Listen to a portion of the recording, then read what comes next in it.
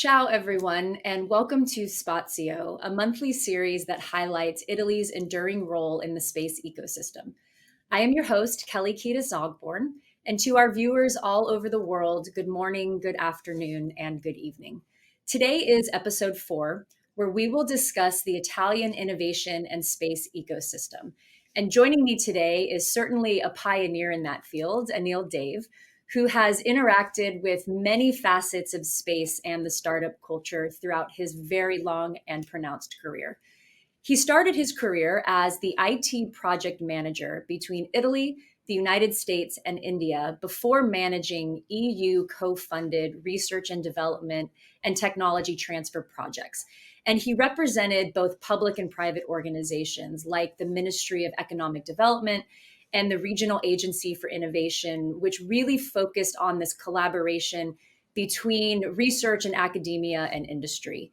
He then conceived, launched, and directed the Innovation and Tech Transfer Unit at the Italian Space Agency, working on new space economy topics, looking at things like startups, risk finance, and IPR, before becoming the Open Innovation Advisor to the President and the coordinator of the Italian Space Agency OECD team.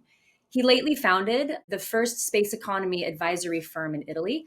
And since 2022, he has become a partner of the Star Tech Venture VC Fund, investing in aerospace and security startups. He is also a member of the board of Gen Space and a research fellow at the Italian Institute of Technology. Anil, thank you so much for joining me today. Thank you. Thank you for having me here today. Thanks a lot. Yes, and I love your advertisement on your shirt. It's definitely a good billboard that signals all of the enthusiasm and fun stuff we're going to talk about. Yes, and the enthusiasm is today even more because we can say that moon is closer to us now. Yes, absolutely. I know it's been a big week for space and it's just going to continue to grow and grow. So I've very much been looking forward to this conversation. I've known you personally for about 2 years now. Yep. And what I've loved about all of the different interactions that we've had is they've been on multiple facets in different ways. And so you are the perfect person to really lead this from the Italian perspective. And for our viewers, what's fun about this series is we have people from all over the world watching in. And I want to start by level setting a bit because what's interesting and it's an opportunity and a challenge in space is that we throw out a lot of terms that sometimes people don't know what they mean. And so specifically when we talk about space clusters and space hubs and innovation hubs, there's lots of different characteristics to them and ways that people can really catalog them. And I was curious if you could spend a bit of time talking about how people can think about them and really how they've evolved over time. Well, okay, this is a nice breaking question. So let me just start with my personal own definition of the ecosystem, maybe if I may, Yep, and then maybe adapting it to a space ecosystem. So perfect. in my personal experience, I have seen, let's say, the ecosystem as a biological ecosystem. So it's a correlation of entities and network, and it's not the most important thing is not the size of this ecosystem, but is the complexity and the depth of such relations, because we have different entities, or like the biological ecosystem, we have different animals, vegetables, and different entities, of course, that might be represented like universities, research centers, public administration, small and medium enterprises, startups, and so on. They are all working together to Mhm. preserve, let's say, the ecosystem, the area, the territory, but at the same time also to support the growth of it and the growth of the economy and the growth of the social system. So, in Italy, we are quite well accustomed to this concept of the industrial districts or the industrial clusters, because I don't know if you know that, but Professor Porter, when he started studying the clusters and district and was preparing his first paper, he started this approaching the area of Vicenza in the north part of Mhm. Italy. So, to understanding all this kind of relation and so on. So adapting this or mimicking this to space ecosystem or space cluster dynamics is not that different.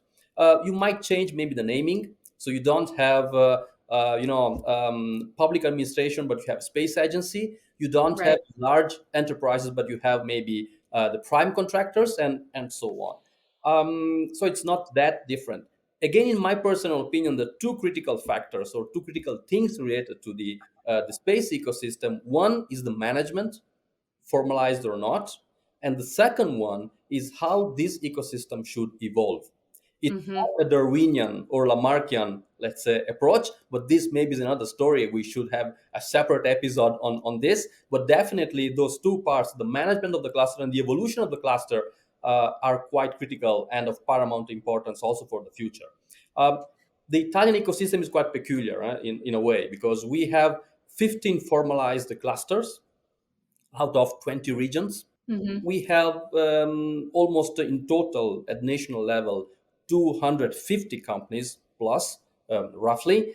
And but the good thing and the interesting part, and this is why it's so peculiar, we have the full comprehensive supply chain. So this is something that definitely, you and our guests of today might already know from the Italian space ecosystem, that is very peculiar in this way. So it's one ecosystem composed by different regional clusters. So it's not that easy in manage, but it's very much fully comprehensive of all the supply chain. That's a phenomenal definition. And especially, you started off by using the word complexity. And I think that, in any conversation around space, if you're going to drive it in a place of impact, you have to get fairly nuanced pretty quickly because space is not a monolith. There are many multiple pieces that make it plug and play. And you're absolutely right. When you break it down into the different entities that are required to work together for the collective, it can get quite interesting because all of those entities, so you mentioned, academia, government, private sector, investors, they all have their different priorities. Yeah. They also have their different mission sets. They also operate on very different timelines. And especially in Italy, you guys have such a rich heritage in space, on all facets, like you said. So within this ecosystem, that is pretty rich, but it still is evolving because there's so much ingenuity and so much innovation coming out of Italy. How do you think about opportunities and threats? So you have this base, but how do you balance that? Um, okay, let me again take you, maybe bring here my personal experience, of course, because it's Yeah, the only thing perfect. I can rely on. When I was at the Italian Space Agency, so when I was in ASI with my team, we started, organizing a lot of initiatives to support the creation, of course, of startups and so on. So challenges, hackathons. We established the new ISABIC, so the new business innovation center from ISA that nowadays is an accomplished task. We started collaborating with private entities and private incubators, academia, and so on. So and of course with agencies, NASA, NES, and ESA, of course. I got maybe three takeaways from this kind of experience. The first one is that there is a great potential in the Italian universities. We are still among the top 5 countries in the world for space research, Hmm. publications and patent applications, according WIPO, Scopus, and so on. And we have remarkable. Our researchers and scientists have a remarkable H index. So Yeah. there's a lot of opportunity there from the research side. Let's say at low TRL. The Hmm. second thing is that the landscape is still scattered. We have many different entities, many different, let's say, own started stakeholders. For the Italians here, maybe the concept the approach I can bring down here is the thousand bell towers. Is Okay. how we say here in Italy. Maybe you guys in US could say something like. We are thriving locally without seeing globally. So Yes. all Yeah. this, a lot of local different things. So this is not helpful for Are they the. talking to each other? Sorry. Are they talking to each other or coordinating, or it's just multiple silos? Yeah, it's this. It's a multiple silos. So Okay. it's very hard. There is might an extensive, maybe a tentative or capacity or trying to speak or talk each other, but then is always difficult in finding a common ground of or even a common language. I would say. Third takeaway, again, my personal, is that we need to strengthen the startup culture.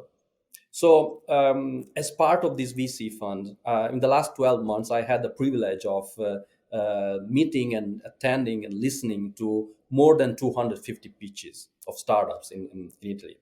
The best fit, so marketing and technology, was in a very small portion of this list. So this is Mhm. also what an ecosystem should do.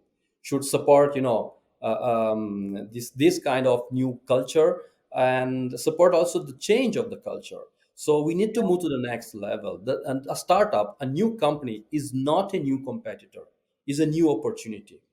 So those three things maybe are the things in my personal experience that we tried also to face when I was in the agency. And now I see that there are also some specific regions in Italy that are trying to overcome this problem by their own designing their own regional policies on this. Do you see the different regions focusing similarly on same tech verticals, or is it like is one region just kind of looking at satellites, another one is looking at agriculture, or is it pretty scattered? Well, it's pretty scattered because this is the ideal world. Now, for the European, let's say, guest of today, they might know that European Union through European Commission started some years ago this approach of the smart specialization strategy, Yeah. SP. No, and this is one of the pillars of the regional funds, the European regional funds. So the idea behind it was, okay, let's have specific specialization for each region, not to have overlap, Mm-hmm. and have, of course, different allocation of money and different competencies. The problem is that yes, autonomy is very good because everybody can do whatever they want, but if there is no a central coordination, a centralized coordination, uh, you might have this kind of overlapping. Even if it is scattered, you might have regions that are trying to do the same thing Yeah. uh, in the same space domain, without maybe acknowledging, the competence maybe of one region rather than another one. We have this little paradox in Italy where the southern regions, because of historical regions and because of a classification of lagging behind, let's say, regions, they have a lot of money, so they have a lot of Mm-hmm. budget to do things. But the industrial and the university competence is basically in the north part of Italy. So there is this sort of discrepancy where maybe we have tiny small regions in south of Italy that pretend maybe to do things by their own in their place on space sector, without maybe having correlation or integrating with other regions that are more advanced, and vice versa. The other ones are saying, you have the money, you do with your money what you want to do. If you want me, I cannot be there because this is for all south regions. So it's quite strange, uh, Yeah. even to explain, but it's how it goes now. So yeah, it's unfortunately still scattered. If I may, what we still need is someone who is able to speak a common language, a sort of space Esperanto, because we need, again, the competition is global. So we have seen, in these days, so the moon is one of the right example. Competition is global. So this thousand bell towers approach is not taking us anywhere, and this is valid for all the countries. So we need to have a global, let's say, landscape, and Mm-hmm. then move toward that. So let's pull the thread on that a bit more because I'm probably going to ask a very big question, and I understand if you answer it in segments, but I think there's a push and pull with any sort of ecosystem and market. So people that lead and follow at different times because it's necessary. So with all of these different facets, if you have really advanced academia, really interesting technology, government priorities, who should lead? When should they lead? Because as you know, some of the challenges is you want commercial ingenuity to bubble up because you don't want this stifling regulation to tamper what's technologically possible. However, the government needs to set regulation and priorities, and then the next generation research needs to come through. So they all, as I mentioned before, are different timelines. So do you see this like, common language being input by all three? Is it like who is going to oversee that, or is it just a completely separate entity that makes sure that all of the narratives and motives are taken into account? Well, definitely they should not be a separate entities because they have to. When I gave my definition of ecosystem, one of the keywords was networking and relation. Hmm. So definitely, they should not be the silos approach. So they should speak. Now the problem is maybe not in who is leading, because sooner or later someone has to lead this, but is on designing a strategy that is there. And everybody knows that the strategy has to be followed and has to be put in practice. And this is the national strategy. So Right. there has been in Italy a very interesting example, which is a first of its kind. That is the creation of an interministerial committee for space. Okay. This has been date back 3 4 years back.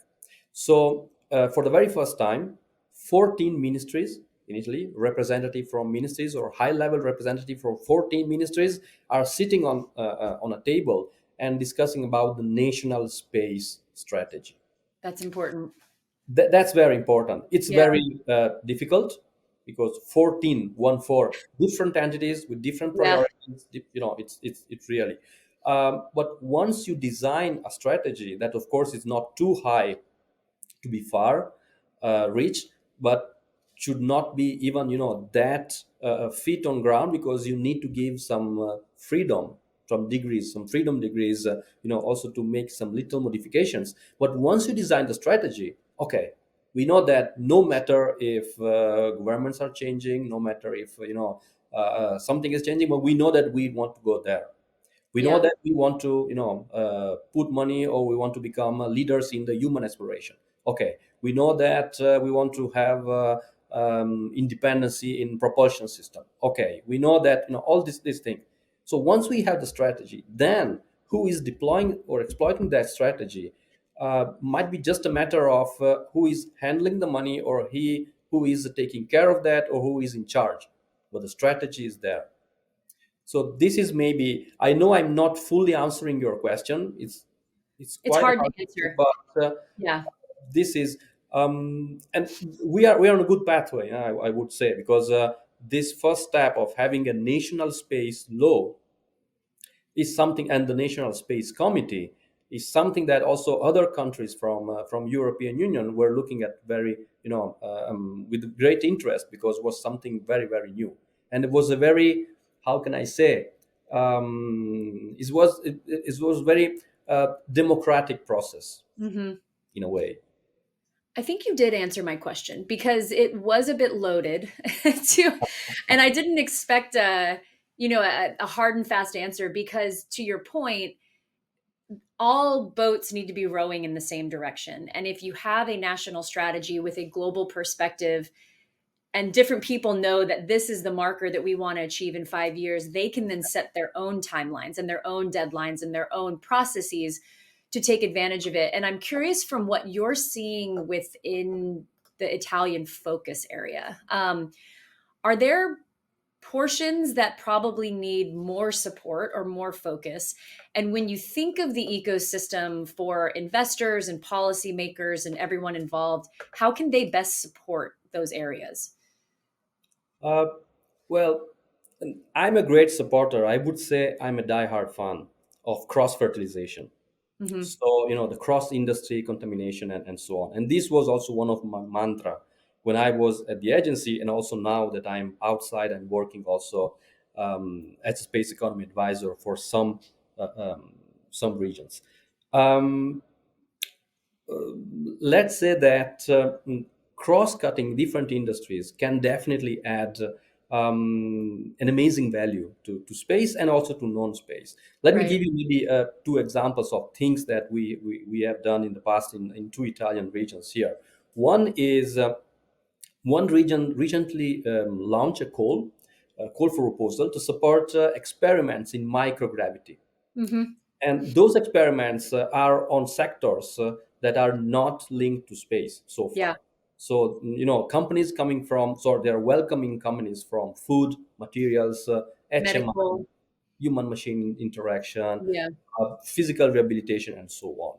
This region, they don't have, the region doesn't have an historical space industrial background, but they acknowledge the importance of contaminating, their industry with space. So it's something very, very new. The second example is from another region, and we decided to launch a campaign for European innovators on designing new services based on space data for the agriculture sector. Hmm. But the new and interesting fact is that this region is supporting the development of such new services and putting those services available, making them available for the local stakeholders, farmers and vineyards. So it's a sort of, how can I say, early stage pilot procurement. So this contamination, between space and non-space can definitely lead very, very far. For the next year, we are planning, for 2024, we are planning other activities involving robotic surgery, archaeology, mobility, AI, big data. So space is open and closer to us. And coming back to your question, maybe we need to focus on technology transfer. Yeah. We need to focus on what I call personally the spin X. We all know spin out, which is taking technology from space to down to Earth, and nowadays spin in from Earth Yep. to space. Maybe spin X, so something that is a crossroad at this, by two ways Hmm. path. That could be something interesting. And we in Italy have a lot to say. Just imagine the industry and the capacity we have in Italy on sectors like food, fashion, lifestyle, automation, design, architecture, psychology, medicine. So, all these things. Unfortunately, we are exporting brains nowadays. So we Yeah. need to have those brains here and export products developed here. And we need to convince our talents and our brains that they are the new generation of space connected talents. So, every industry can be a space industry, and maybe stretching it a bit, every skill can be a space connected skill.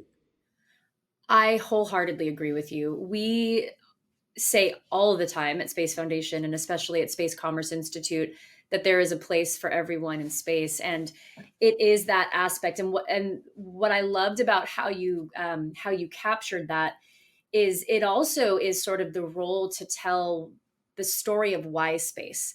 So to your point, there's a lot of these like research projects being done in zero gravity that can exploit the conditions of space for use in these totally adjacent markets on Earth. But what I also think is really critical is to get people in those, I always call them space adjacent industries, but in those adjacent industries to self select in now, to understand how they are relevant to the scalability and sustainability of space, quite frankly, so that they can start paying attention and become part of the equation.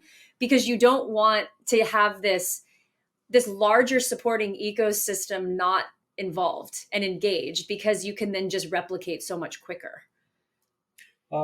Yes, but of course, we are all enthusiastic of this, new open space, let's say. But of Yeah. course, we need to keep in mind we don't have to forget that space is for, yes, it's for a lot of people, but it's not for everyone. So we Hmm. are anyhow talking about, a sector, an industry that has a lot of constraints, a lot of, we are going to work in a harsh environment. We are going, so it's open, yes, definitely, more than years before. But of course, it's not for all. You need to be prepared to Yeah.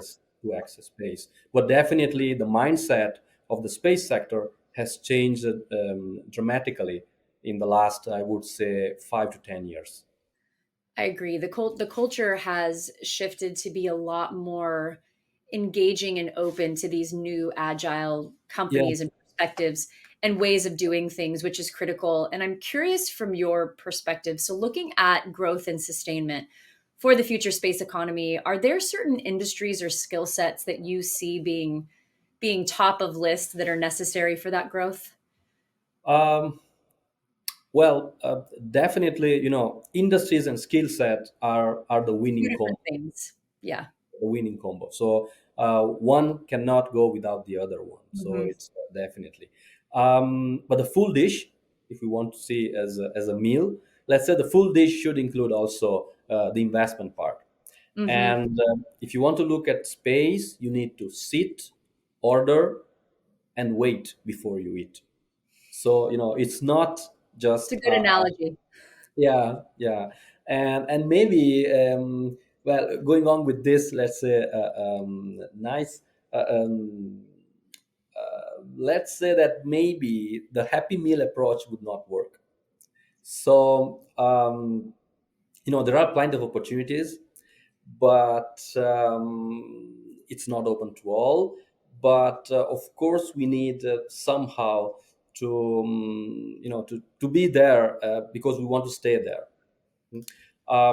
So any skill can become, as we said before, can become a space connected skill, and any industry can be an industry. But as I was saying before, we need someone who is speaking this space Esperanto. So we need translators.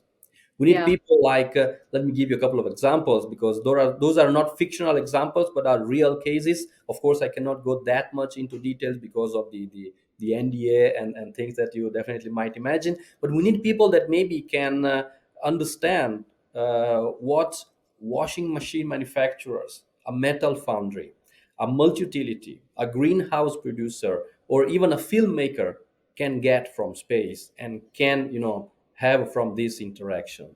Hmm. In some cases, new skills, new skill sets. In some cases, even new business units, Yep. and that's the beauty of space, if I may say.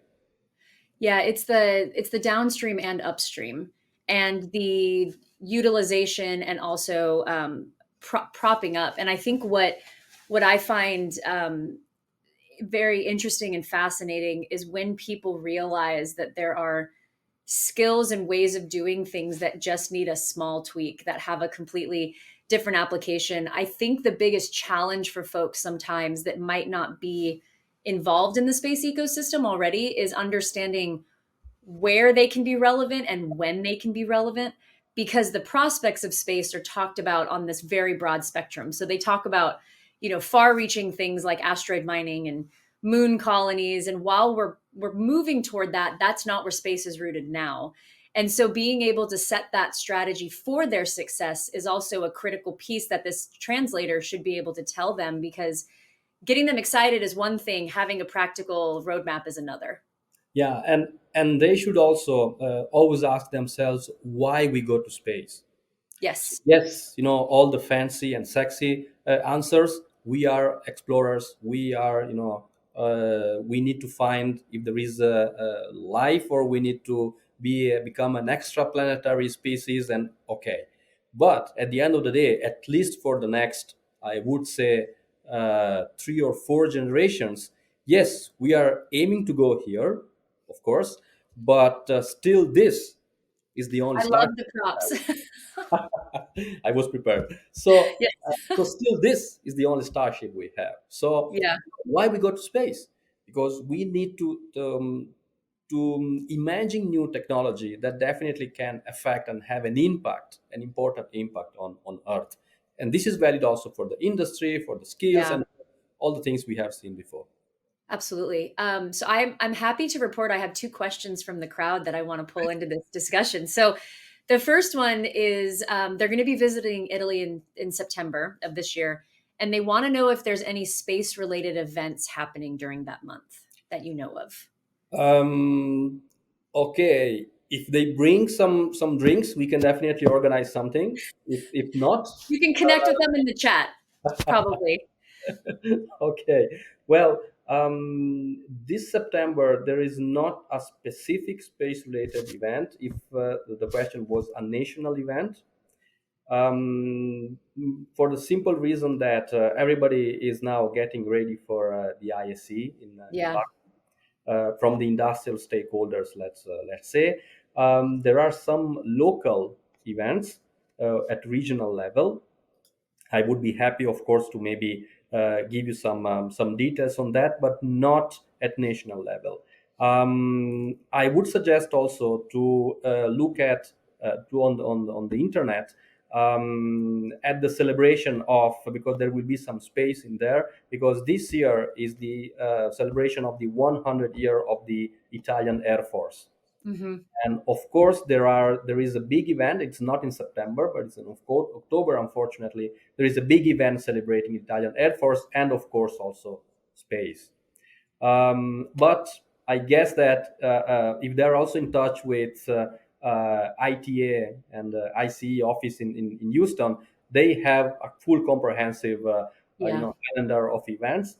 And yeah, not a national one. The answer is that not a national one. There are some regional events dedicated to space. Yes, I know a couple of them. Yeah, Perfect. Yeah, if there's ones that come to mind, you can pop it into the chat after this sure, recording.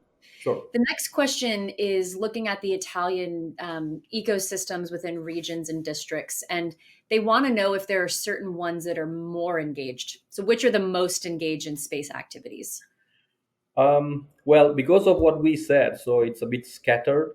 Let's say ecosystem. We can say that there are a bit more advanced ecosystem. We have Yeah. ecosystem with a very good appetite that are somehow catching up, and we have ecosystem that are not still on the space map. So I would say that because out of the 15 clusters, out of 20 regions, we have definitely 4 or 5 that are already in the map at global level, at international level. So I would say the region of Piemonte, so the area of Torino, the region of Campania, the area of Naples, of course the region of Lazio, so the area of Rome, and then there are of course the runners up, so the region of Lombardy region, the region area of Milan, and there are catching up fast running regional ecosystems like Emilia Romagna, so the area of Bologna,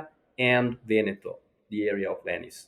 So I would divide in these three, but the first three four I mentioned that are the let's say the most well known. And oh yes, I should also include in the first list also Puglia region, Apulia. Hmm. So Yeah, those four are the top. that's really helpful. And I liked the way you cataloged it as being more advanced and more emerging, right? Because it's not necessarily a level of activity. It's more just who's further along. Yeah, right, right. And of course, there are some clusters who, in the last years, I have witnessed they are very, very much fully backed by their regional government, regional entities. So they want to support them. But the good thing is that everybody knows that everyone cannot do everything. So they need to specialize the S3 approach. The bad thing is that we don't have in each region the proper critical mass Hmm. to have an ecosystem, an acknowledged ecosystem. There is one cluster. It's called the CTNA. It's in Italian is Cluster Tecnologico Nazionale dell'Aerospazio, which is the national aerospace technology cluster in Italy, and Hmm. is including is a sort of middleware entity because it's including the different other clusters, the Italian Space Agency, the industrial associations, and so on, and it's just a sort of umbrella of this. But yeah, I would say that those four are the regions that are more active, but the other one are catching up very fastly.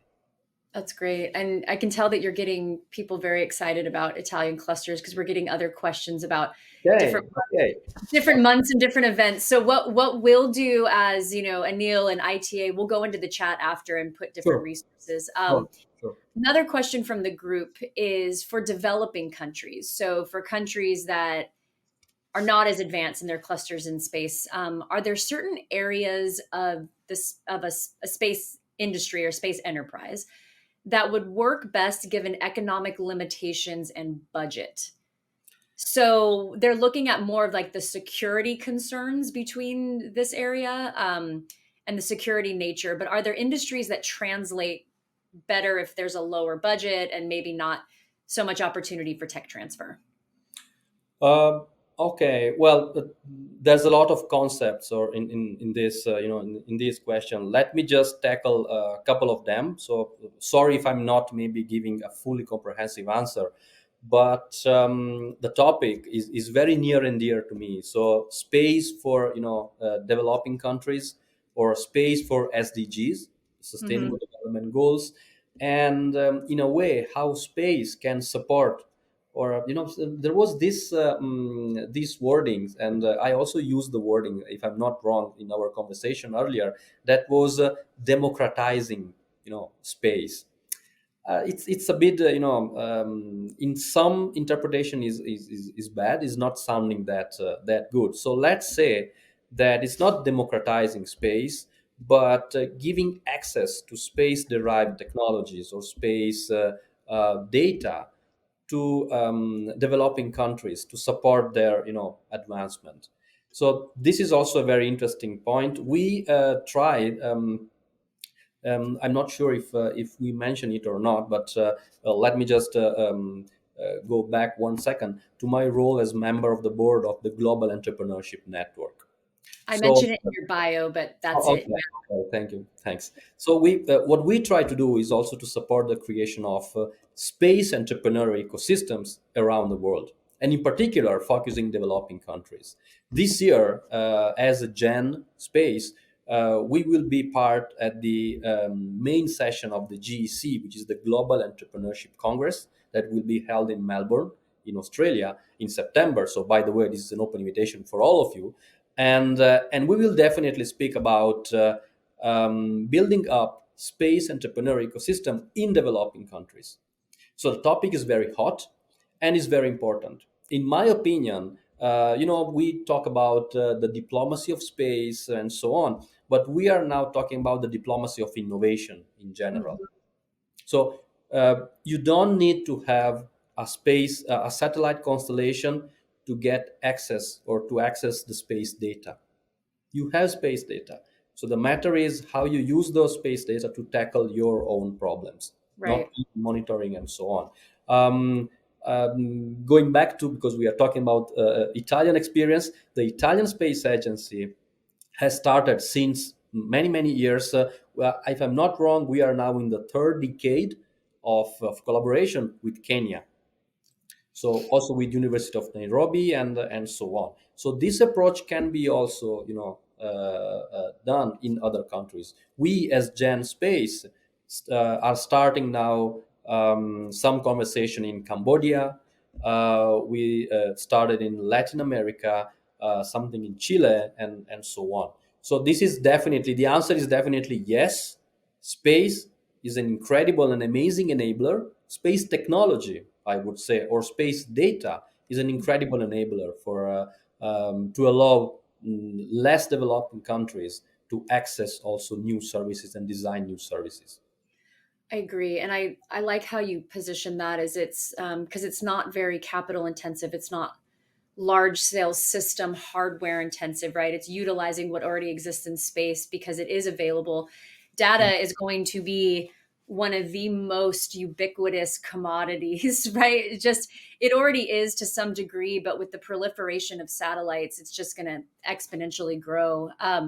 We're running up on time. However, I have a lot of questions. So I'm going to encourage you to get into the chat after because we Okay. have great questions on the status of spaceports and commercialization considerations and different global collaborations. So for the viewers, we will answer those. We will answer those. But my last question for you for the broadcast, Anil, is when you look at the future of space in Italy, and you painted this really comprehensive picture, and I want to thank you for that. But what gets you the most excited?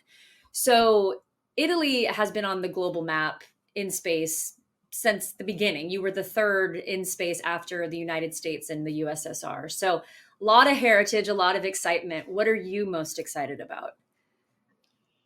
Um, well, space economy is an opportunity, so Hmm. that's a fact. The future of space in Italy is extremely interesting, in my opinion, because we are coming from a strong, as you said, as you mentioned, a strong space heritage. Hmm. um, we have a sound research capacity, as I told earlier, as I mentioned, and a solid tradition industry, or even not tradition, but the traditional industry. Sorry, um, and on top of that, uh, we have a great creativity. So Italy Yes. is known for for for creativity in the world. So I'm very excited about this open playground, because it's an open playground. If we see topics like technology transfer, that is, Hmm. and technology cross fertilization, that are very dear to me, but even the support we can give to create new companies, to attract investment, so FDI, Yeah. um, to attract talents, of course, and how the regions now are increasing their appetite for space, and of course the power that more and more the Italian space diplomacy, let's say, through the Italian Space Agency ASI, with its new president, and the national government are putting in place, also with in comparison with other countries. So definitely, I'm excited, because the future of space is, of course, interesting, very interesting. And I must say that I'm also excited because there's a lot of space in Italy here, and I would conclude, because I'm very excited. The only thing is that what else we can get in space from Italy? What else? And this is just the only thing that we are missing now, a very good cup of Italian coffee. But I'm very excited about the future. You would change the game if you could, craft a perfect espresso in zero G. I would love to see that. Thank you for ending on such an optimistic note, and really sharing such insightful and valuable contributions to this conversation. It's very clear that you're enthusiastic about the ecosystems and all of the facets in growing it, and you're just a wonderful resource and ambassador for Italy. So thank you. To our viewers, thank you so much for engaging. Phenomenal comments. Like I said, we will get back to them. And for future Spazio episodes, our next one is going to be on September 12th, where we are going to be talking about private collaboration in space infrastructure. So please stay tuned and stay engaged, and we'll see you next time. Thank you. Ciao. Ciao.